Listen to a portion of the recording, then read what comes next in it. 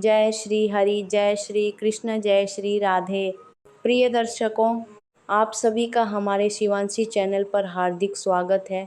दर्शकों, अगर आप हमारे चैनल पर पहली बार आए हैं तो हमारे चैनल को अभी सब्सक्राइब करें और घंटी का बटन ज़रूर दबाएं ताकि हमारी हर नई वीडियो की नोटिफिकेशन आप तक सबसे पहले पहुंचे। दर्शकों, आज हम बात करने वाले हैं एक ऐसी एकादशी के बारे में जो बहुत ही दुर्लभ है। यह एकादशी हर साल नहीं आती, हर महीने नहीं आती, बल्कि यह एकादशी पूरे 3 साल में सिर्फ एक बार आती है। जी हाँ दर्शकों, हम बात कर रहे हैं पद्मिनी एकादशी की, जो पुरुषोत्तम मास यानी अधिक मास के शुक्ल पक्ष में आती है। शास्त्रों में कहा गया है कि एकादशी का व्रत उसी प्रकार समस्त पापों को जला देता है जिस प्रकार अग्नि लकड़ी को जला देती है। लेकिन जब यह एकादशी पुरुषोत्तम मास में आए तो इसका फल 100 गुना, 1000 गुना बढ़ जाता है। तो आज की इस वीडियो में हम आपको बताएंगे कि पुरुषोत्तम मास क्या होता है और ये क्यों इतना खास है, पद्मिनी एकादशी का महत्व क्या है और शास्त्रों में इसके बारे में क्या लिखा है। इस बार एकादशी की सही तिथि कौन सी है, यानी 26 मई को व्रत रखना है या 27 मई को, भद्रा का क्या प्रभाव रहेगा और उससे कैसे बचें, व्रत का पारण किस शुभ मुहूर्त में करना चाहिए, और साथ ही पद्मिनी एकादशी की पौराणिक कथा भी सुनाएंगे जो आपने शायद पहले कभी नहीं सुनी होगी। तो कृपया इस वीडियो को अंत तक देखिए क्योंकि हर जानकारी आपके लिए बेहद ज़रूरी है। दर्शकों, सबसे पहले समझते हैं कि पुरुषोत्तम मास आखिर होता क्या है और इसे पुरुषोत्तम मास क्यों कहा जाता है। हमारा हिंदू पंचांग यानी हमारा हिंदू कैलेंडर चंद्रमा की गति पर आधारित होता है और सूर्य का कैलेंडर, जिसे हम अंग्रेजी कैलेंडर कहते हैं, वह भी आपको अपने बात करके काप करके कहा जाता है कि सूर्य की गति पर आधारित होता है। चंद्रवर्ष में 354 दिन होते हैं जबकि सौर वर्ष में 365 दिन होते हैं। इन दोनों के बीच हर साल लगभग 11 दिनों का अंतर आ जाता है, तो हर 3 साल में यह अंतर लगभग 33 दिनों का हो जाता है। को पूरा करने के लिए हिंदू पंचांग में हर 3 साल में एक अतिरिक्त महीना जोड़ा जाता है और इसी अतिरिक्त महीने को कहते हैं अधिक मास या मलमास या पुरुषोत्तम मास। अब सवाल उठता है कि इसे पुरुषोत्तम मास क्यों कहते हैं। इसके पीछे एक बहुत ही सुंदर पौराणिक कथा है। जब ये अतिरिक्त महीना बना तो इसे किसी भी देवता ने अपना नाम देने से मना कर दिया। कोई भी देव इस महीने का स्वामी नहीं बनना चाहता था क्योंकि उस समय इस महीने को अशुभ माना जाता था और इसमें कोई भी मांगलिक कार्य नहीं होते थे।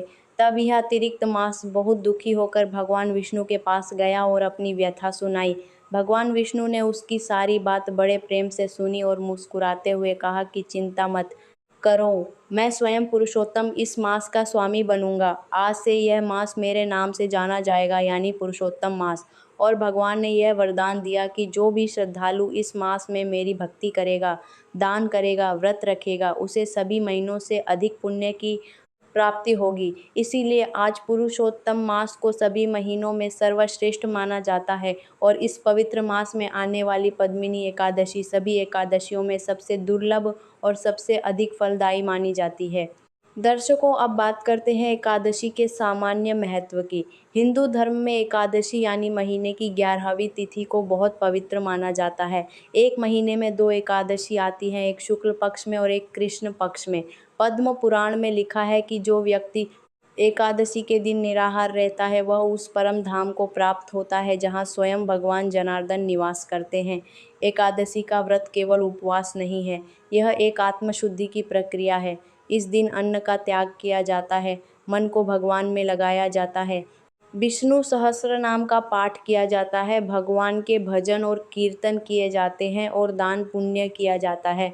हमारे शास्त्रों में माना जाता है कि अन्न में सूक्ष्म जीव होते हैं और एकादशी को अन्न छोड़ने से उन जीवों की हत्या का पाप नहीं लगता। साथ ही इस कारण का संबंधोर में दूरी को के दिन उपवास करने से शरीर और मन दोनों शुद्ध होते हैं और व्यक्ति की आत्मा परमात्मा के ओर करीब आती है। दर्शकों, अब बात करते हैं पद्मिनी एकादशी के विशेष महत्व की। जैसा कि मैंने आपको बताया, पुरुषोत्तम मास में 2 एकादशियां आती हैं। शुक्ल पक्ष की एकादशी जिसे पद्मिनी एकादशी कहते हैं और कृष्ण पक्ष की एकादशी जिसे परमा एकादशी कहते हैं। पद्मिनी एकादशी के बारे में शास्त्रों में कहा गया है कि इस एकादशी का व्रत करने से व्यक्ति के जन्म जन्मांतर के पाप नष्ट हो जाते हैं, पितरों को मोक्ष की प्राप्ति होती है और व्यक्ति को अश्वमेध यज्ञ के समान पुण्य मिलता है। भविष्योत्तर पुराण में भगवान श्री कृष्ण ने युधिष्ठिर को बताया था कि हे राजन, पद्मिनी एकादशी का व्रत करने वाला व्यक्ति इस संसार के समस्त बंधनों से मुक्त हो जाता है। यह व्रत उन पापों को भी नष्ट कर देता है जो अन्य किसी तीर्थ या दान से नष्ट नहीं होते। इस एकादशी का व्रत रखने वाला की बंधनों के साथ मानसेही को देती है। इस एकादशी का व्रत रखने वाला की बंधनों के साथ जो भी तकतकपट्टी युधिष्ठिर को बताया था कि हे राजन, पद्मिनी एकादशी का व्रत रखने वाला को भी नष्ट कर देता है। से अंत में व्यक्ति को वैकुंठ धाम की प्राप्ति होती है, जहाँ से फिर कभी लौटकर नहीं आना पड़ता। इसीलिए इस एकादशी को महाएकादशी भी कहा जाता है। दर्शकों, अब हम आपको पद्मिनी एकादशी की पौराणिक कथा सुनाते हैं। यह कथा बहुत ही पावन है और इसे सुनने मात्र से पुण्य की प्राप्ति होती है। बहुत पुराने समय की बात है। त्रेतायुग में कार्तवीर्यार्जुन नाम के एक महान राजा थे, जिन्हें सहस्त्रबाहु भी कहा जाता था। वे बहुत पराक्रमी थे और उनकी 1000 भुजाएं थीं। भगवान दत्तात्रेय की कृपा से उन्हें यह शक्ति प्राप्त हुई थी, लेकिन समय के साथ उनमें अहंकार आ गया और एक दिन उनसे बहुत बड़ा पाप हो गया। उन्होंने महर्षि जमदग्नि के आश्रम पर आक्रमण कर दिया और वहां की पवित्र कामधेनु गाय को बलपूर्वक छीन लिया। इस पाप के कारण उनके सारे पुण्य नष्ट होने लगे और उनके पूर्वज अधोगति को प्राप्त होने लगे। जब महर्षि जमदग्नि के पुत्र परशुराम को इस बात का पता चला तो उन्होंने कार्तवीर्य का वध कर दिया। लेकिन इस सब के बाद भी राजा के परिवार पर बड़ी विपत्ति आ गई। उनके वंशज बहुत परेशान थे। वे इधर उधर भटकते रहे और अपने पूर्वजों की मुक्ति के लिए उपाय पर समाल ढूंढते रहे। तब उन वंशजों में से एक राजकुमार ने महर्षि वशिष्ठ के आश्रम में जाकर उनसे प्रार्थना की और कहा कि हे महर्षि, हमें कोई ऐसा उपाय बताइए जिससे हमारे पूर्वजों को मुक्ति मिले और हमारे वंश के पापों का नाश हो। महर्षि वशिष्ठ ने उनकी बात सुनी और कहा कि हे राजकुमार, तुम्हारे लिए एक ही उपाय है। तुम पुरुषोत्तम मास की शुक्ल पक्ष की एकादशी का व्रत रखो, जिसे पद्मिनी एकादशी कहते हैं। इस व्रत के प्रभाव से तुम्हारे पूर्वजों को मुक्ति मिलेगी और तुम्हारे समस्त पाप नष्ट हो जाएंगे। राजकुमार ने महर्षि की बात मानकर विधि पूर्वक पद्मिनी एकादशी का व्रत रखा। उन्होंने पूरे दिन और पूरी रात भगवान विष्णु का ध्यान किया, भजन कीर्तन किया और अगले दिन विधि अनुसार व्रत का पारण किया। इस व्रत के प्रभाव से उनके सभी पूर्वजों को मोक्ष की प्राप्ति हुई और राजकुमार के जीवन में सुख और समृद्धि आई। यह सुनकर युधिष्ठिर ने भगवान श्री कृष्ण से पूछा कि हे माधव, क्या इस व्रत का फल सच में इतना अधिक है? भगवान श्री कृष्ण ने मुस्कुराते हुए कहा कि हे युधिष्ठिर, इस व्रत का फल मैं स्वयं नहीं बता दी सकता, क्योंकि यह अनंत है। जो व्यक्ति श्रद्धा और भक्ति से इस व्रत को करता है, उसे मैं स्वयं अपने धाम में स्थान देता हूँ। इसीलिए दर्शकों, इस एकादशी का व्रत अवश्य रखें।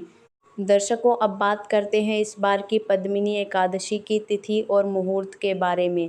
यह जानकारी बहुत ज़रूरी है क्योंकि इस बार एकादशी की तिथि 2 दिन पड़ रही है, जिससे बहुत से लोगों में असमंजस बना हुआ है कि व्रत किस दिन रखें। तो चलिए इसे विस्तार से समझते हैं। हिंदी पंचांग के अनुसार इस बार एकादशी तिथि 26 मई दिन मंगलवार को सुबह 5:12 पर शुरू हो रही है और 27 मई दिन बुधवार को सुबह 6:22 पर एकादशी तिथि का समापन होगा। इसके बाद द्वादशी तिथि प्रारंभ होगी। अब यहाँ एक महत्वपूर्ण बात समझनी है। 26 मई मंगलवार को दशमी तिथि और एकादशी तिथि का संयोग है, यानी उस दिन दशमी भी है और एकादशी भी है। हमारे शास्त्रों में स्पष्ट रूप से कहा गया है कि दशमी तिथि मिली एकादशी का त्याग करना चाहिए। यानी अगर एकादशी के दिन दशमी तिथि का स्पर्श हो तो उस दिन एकादशी का व्रत नहीं रखना चाहिए। इसका कारण यह है कि दशमी तिथि मिली एकादशी शुद्ध नहीं मानी जाती। वहीं 27 मई दिन बुधवार को द्वादशी तिथि युक्त एकादशी है, जिसे वैष्णव एकादशी कहते हैं। शास्त्रों में यह नियम है कि जिस दिन एकादशी और द्वादशी का संयोग हो, उस दिन की एकादशी श्रेष्ठ मानी जाती है। और उसी दिन सभी वैष्णव जन एकादशी का उपवास रखते हैं। आरामदार आपको यहाँ पर तारते हैं कि कराम दराम्बर तराता चारके है और तुक्तारा दराम्बर तराता को भी उत्तराधा नियम है कि आपको बागी को द्वादशी की ओप्तो की है। इसीलिए इस बार 27 मई दिन बुधवार को एकादशी का व्रत रखना ज़्यादा उचित और सही रहेगा। हालांकि बहुत से लोग यह सुनकर कि एक दिन पहले एकादशी लग गई है तो उसी दिन व्रत रख लेते हैं। हम आपसे यही कहना चाहते हैं कि द्वादशी तिथि मिली एकादशी का ही व्रत हमेशा रखना चाहिए, यह शास्त्र सम्मत है। लेकिन जो लोग अपनी श्रद्धा के अनुसार 26 मई मंगलवार को व्रत रखना चाहते हैं वे रख सकते हैं। बस उन्हें यह ध्यान रखना होगा कि व्रत का पारण सही समय पर ही करें, नहीं तो व्रत का पूरा फल नहीं मिलेगा। एक और बात जो आपको जाननी चाहिए वह यह है कि जब भी एकादशी का व्रत 24 घंटे से अधिक का हो जाता है तब उस एकादशी को शुद्ध नहीं माना जाता। यही कारण है कि चाहे एकादशी सूर्योदय के समय ही लग रही हो, लेकिन अगर उस दिन दशमी भी है तो उस तिथि का त्याग करके अगले दिन वाली एकादशी का व्रत रखना चाहिए। यह नियम सभी एकादशियों पर लागू होता है, न केवल पद्मिनी एकादशी पर। दर्शकों, अब बात करते हैं भद्रा के बारे में। इस बार एकादशी के दिन भद्रा भी लग रही है, जिसके बारे में जानना जरूरी है।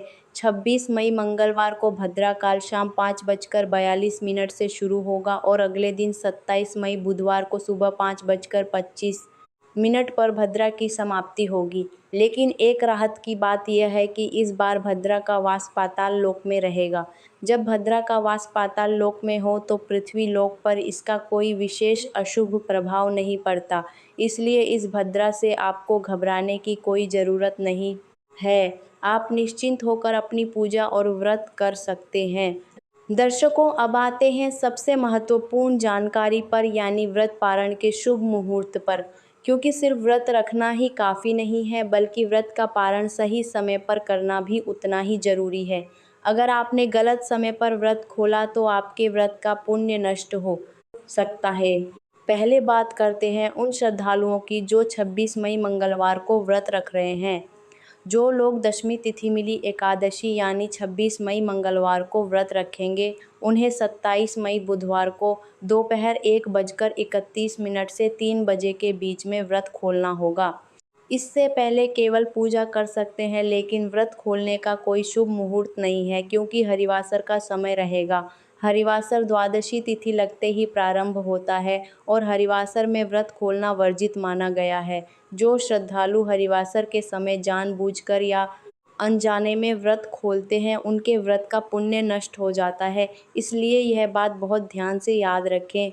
अब बात करते हैं उन श्रद्धालुओं की जो वैष्णव एकादशी यानी 27 मई बुधवार को व्रत रखेंगे। जो लोग 27 मई बुधवार को एकादशी का व्रत रखेंगे, उन्हें 28 मई दिन गुरुवार को सुबह 5:25 से 7:56 के बीच में व्रत खोलना होगा। यह समय बहुत शुभ है।